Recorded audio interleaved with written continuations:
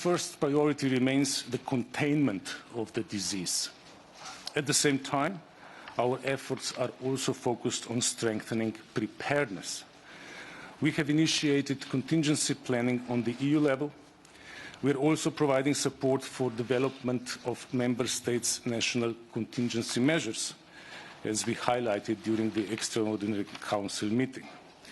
In this respect, today, we are announcing the mobilisation of over €230 million to help the global fight against coronavirus. This is a joint contribution of the services under the lead of Commissioners Urpilainen, Gabriel and myself. Of these 230 million, 114 million will go to World Health Organization's call for global preparedness. Further 15 million will go to support partner countries in strengthening their resilience and preparedness. €100 million will go into research funding, development of vaccines and treatments that will have a global benefit. And this includes 45 million of contribution from the pharmaceutical industry in the context of Commission's public-private partnership. And finally, €3 million has been devoted to support the Member States' efforts on provision of personal protective equipment to China and on repatriations of EU citizens.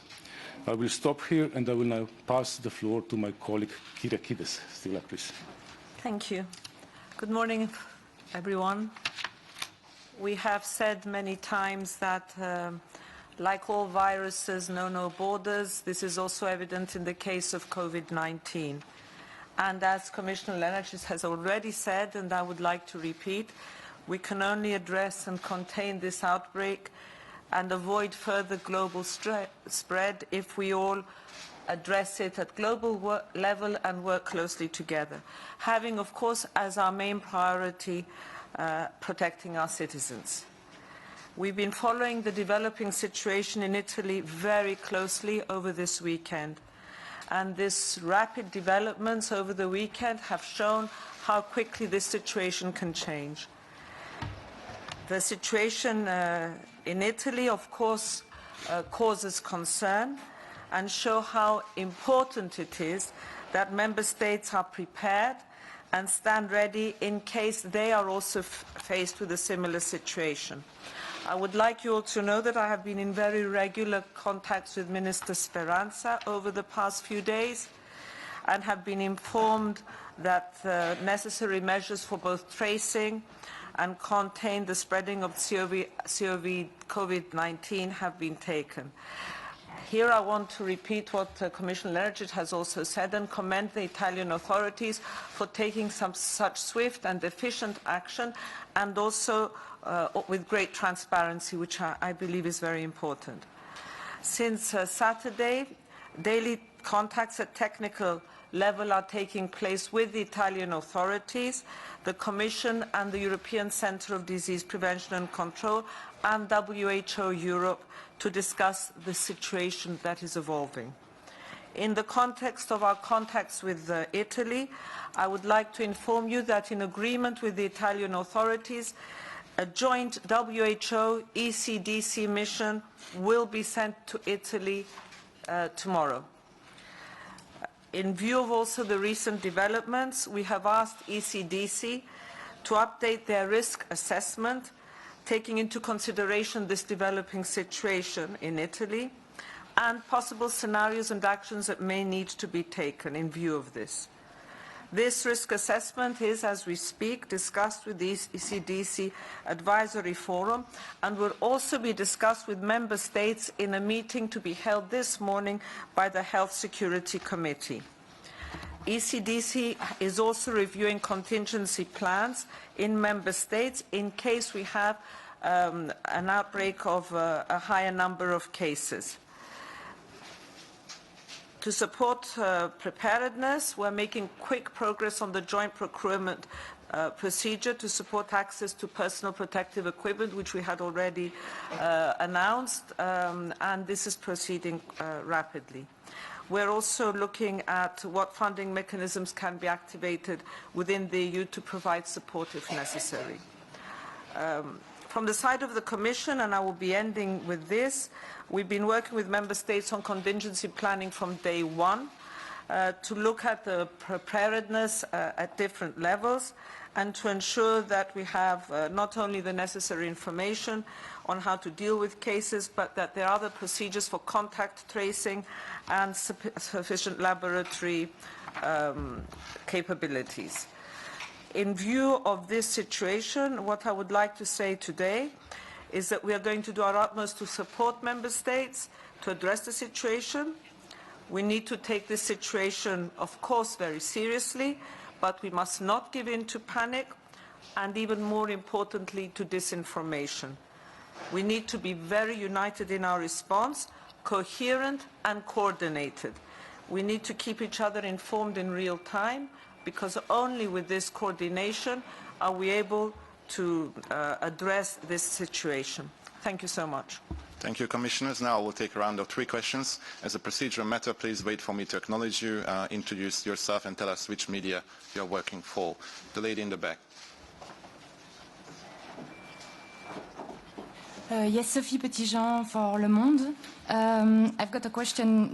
This morning we published an article about a comment from the WHO saying that Italy's response was too slow, and because of the absence of immediate quarantine and flight restrictions. What do you think about that? And about travel restriction, do you think that some further measures are needed, especially with France? And what's the situation with France? Thank you. Thank you. One more question here, please. Hi, thanks. Martina Stavis from the New York Times. Are you discussing suspending Schengen fully, reintroducing restrictions and fuller, more comprehensive checks at the borders, especially land and sea borders, not just airports? And if not, why not? It seems that this could be a step towards containing the virus. Thank you. Thank you. The gentleman. Michael Peel, Financial Times. Are you concerned that there are particular risk factors in Western Europe? Notably, it's fairly densely populated, it's pretty easy to get around, and that perhaps demands more stringent measures. And what would be your message to publics in various countries, given that we have, for example, Matteo Salvini in Italy already blaming this on migration and saying that Prime Minister Conte should resign if he cannot protect Italians? That seems like the start of the kind of panic that Commissioner Kyriakides just warned against. Thank you. Commissioners, please. Thank you. First of all, I would like to say that it would be highly regrettable if this situation would be politicized. What is needed now is that the following. Your questions had all a common thread, which is what measures need to be taken. We believe that when we discuss measures, including the border controls and things like that, we believe that measures should be, first, based on credible risk assessment and scientific evidence. Second, measures should be proportionate. And third, they should be taken in coordination with others. We should act as a union here, not individually. Schengen Border Code allows for temporary reintroducing of border controls. But such a measure, as I said, should be taken in view of the conditions that I just mentioned. Stella?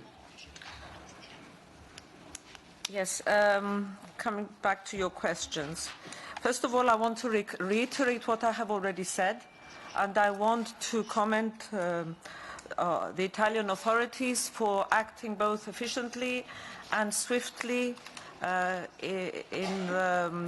the last weekend, and with great transparency. I think that this is very important.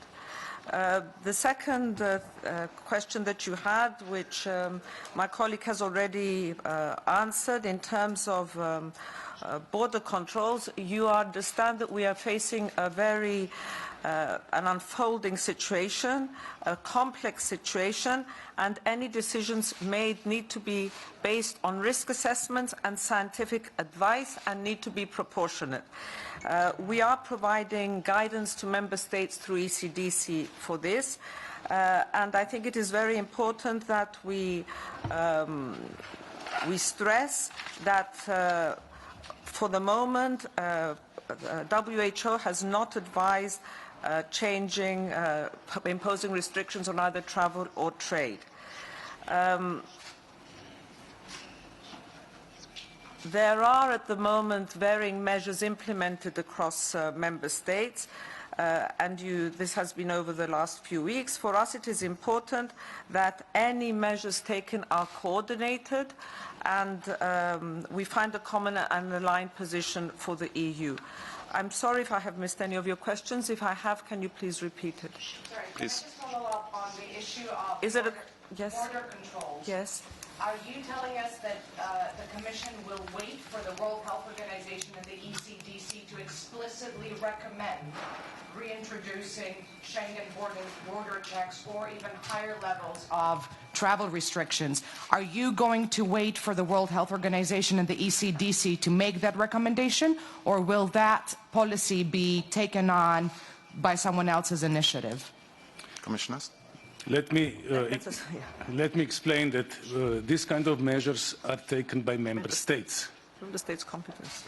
That's Member States' competence, and I have outlined the Commission's view on what conditions should be there for measures to be taken.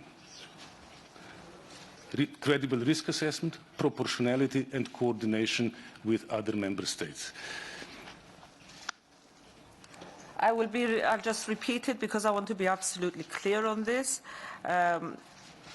It is important that Member States fully respect the advice given from WHO and, of course, from ECDC, but such decisions concerning travel restrictions will always be Member States' competence and Member States' decisions. In this context, I have already called on Member States to coordinate and share all information possible when making any decisions. Thank you. Another round of 3 questions. The lady in front. What would be your message to politicians who are already trying to exploit this to promote a political agenda, such as an anti-migration agenda? I can only repeat the 3 requirements, the 3 conditions for any measures to be taken.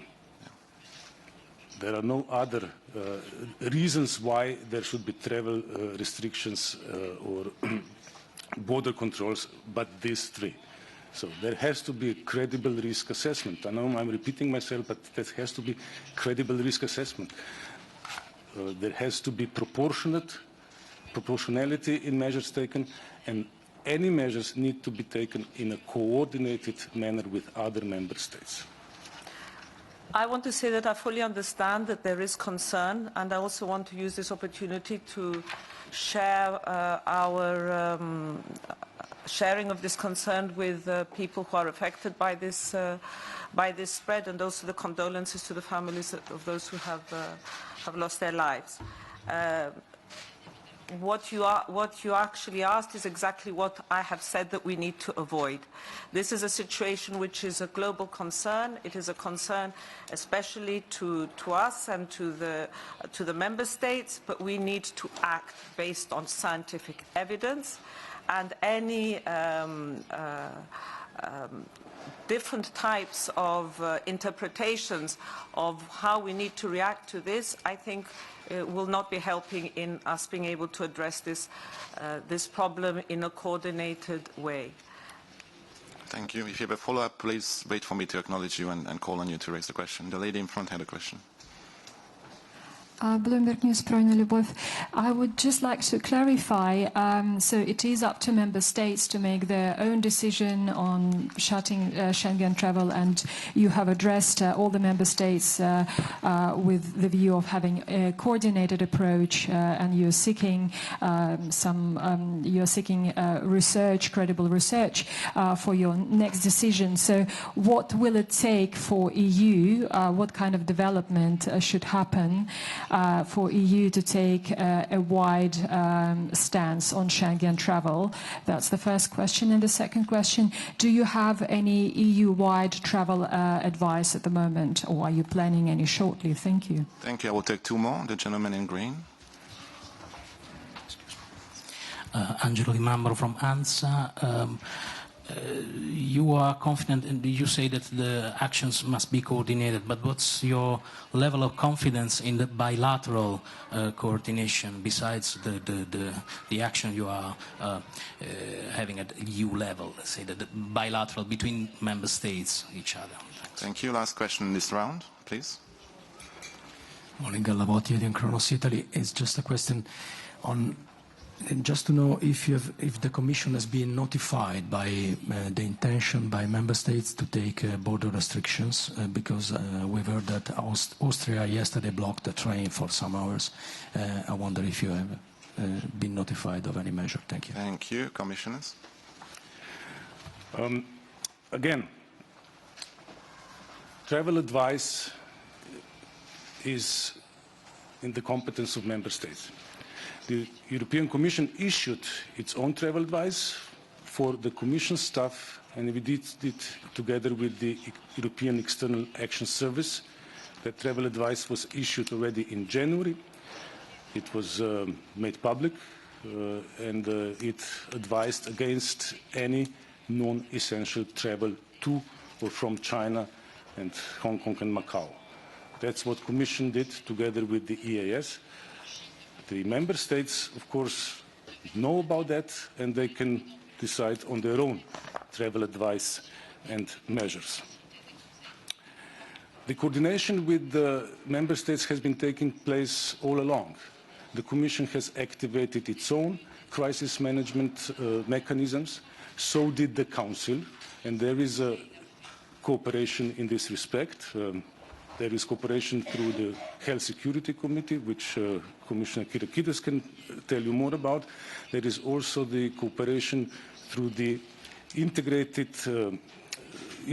crisis response mechanism that the Council has activated and that the Commission contributes to with its own information. So there are coordination mechanisms that have been put in place, and they are functioning.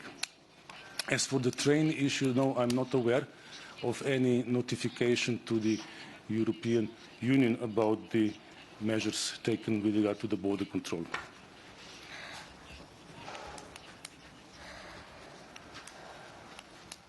I'm going to be very clear. The situation to do with border controls, as we have said already with Commissioner Lenarčič, is a competence of the member states. I would like, as we have an evolving situation, it has been a situation that we have seen changing very quickly, as you saw over the weekend in Italy. There is a mission tomorrow to Italy by ECDC and WHO in order to assess the situation, and we hope that there will be more information available to us following this on Wednesday. In terms of the bilateral cooperation, there was the EU Health Council of Health Ministers, and there was there agreed that there will be very close cooperation so that they coordinate and communicate on the measures that they are taking. As I told you, that there will be a meeting of the Health Security Committee this morning, and they will be assessing the situation as has developed in Italy.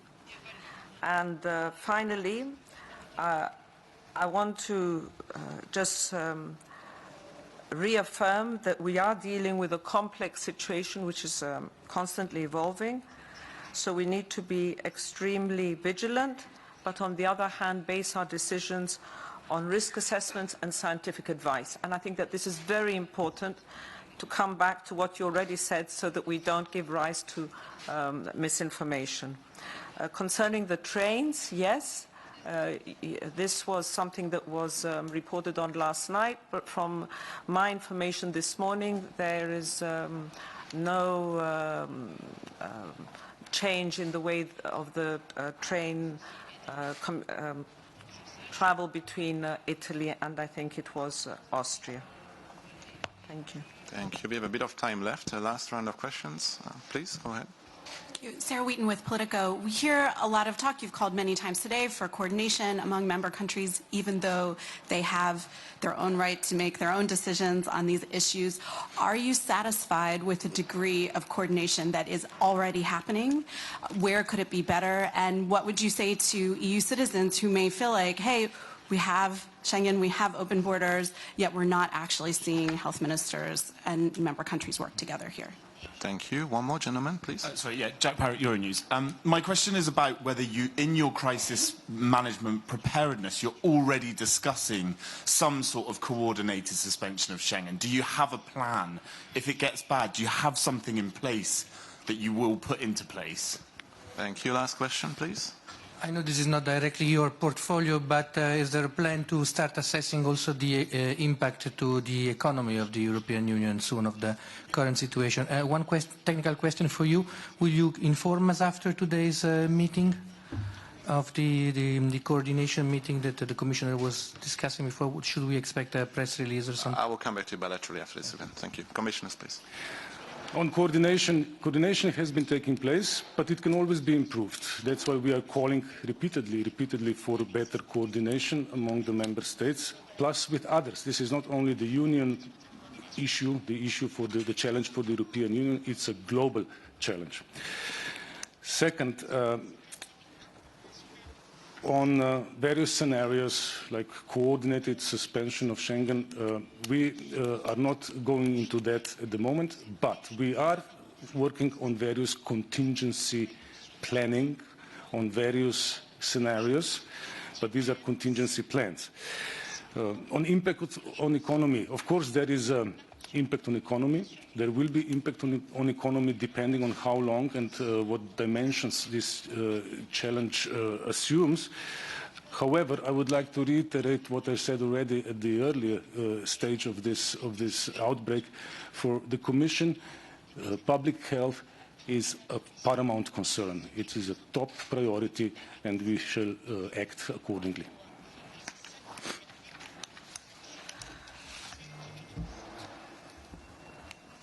I think it is important to state and to say that what we need to understand that when we're dealing with an evolving situation like we have now of COVID-19, it is not a point of just looking at points of entry into a country, because we cannot detect everyone at risk of developing the disease. And therefore, this is only a small part of the action that needs to be taken when we're looking at the risk of viruses spreading in the EU. We are working very closely with member states in terms of coordinating the way that they are giving information, in the way that they are using their services for early detection, for contact tracing, for location of cases, for the efficiency of laboratories. So yes, there is close coordination with member states for all these issues. Following that, I would say that for the moment, we need to be vigilant. We need to see what WHO and ECDC, how they assess the situation when they visit Italy on Tuesday, tomorrow. And if we need to reassess and change any of the actions that are already being taken, we will not hesitate to do so.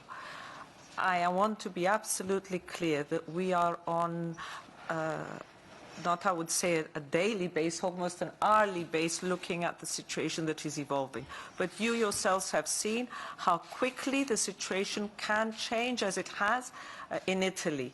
This for us is important so that other member states are also aware we need to make sure that they are able to deal with a possible increase in the number of cases as quickly. So all this needs to be in place before it happens, and this is what we have been working on for the last few weeks. Having said that, I just ask you to help us in giving the correct information so as to not have the spread of misinformation that we have seen over the last few days. Thank you, Commissioners. I can see that all of your questions have been exhausted. With that, I would like to thank you for coming down to the VIP corner, and I would like to thank all of you for coming to the Belamo building early on Monday morning, and I wish you a very pleasant day. There was a question on the Health Security Committee. Okay, sorry. Yes, there will be a press statement after that, and we will keep you informed as closely as possible over the developments of the next 2 days. Thank you. Yeah. Commissioner, you've mentioned disinformation and misinformation several Yes. times. Have you seen particular examples of any kind of coordinated attempts to misinform and spread panic?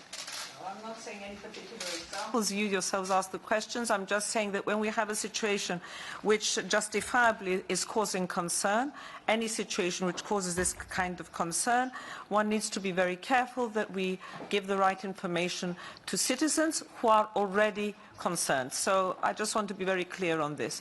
But this is Commissioner Nelajic and myself are coordinating on a daily basis, and there is no feeling of business as usual for us in terms of this.